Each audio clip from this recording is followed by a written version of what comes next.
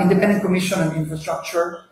Binigyan ng ICI ng mandato na busisiin ang mga infrastructure projects over the past 10 years. Hindi kang flood control, sa span ng past 10 years, which includes, I think, even the time of Pinoy.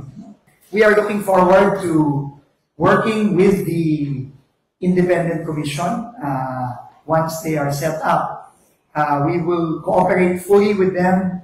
We have already secured the documents here in DPWH Central, and we have ordered securing of documents throughout the country at the regional and district offices to prepare for the investigation of the Independent Commission on Infrastructure.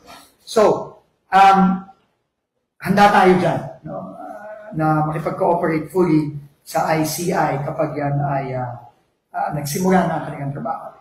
But, in the meantime, na hindi pa nagsisimula ang ICI at hindi pa sila na bubuo at hindi pa sila na nagsisimula sa kanilang trabaho, ang utos po ni Pangulong Marcos ay paspasan palalo ang pananagot ng mga iba't ibang taong involved sa mga ghost project, substandard projects na hindi lamang pagnanakaw ng pera ng mga kababayan natin, kung hindi, malaki pa ang ibinibigay ng pinsala sa ating mga kababayan.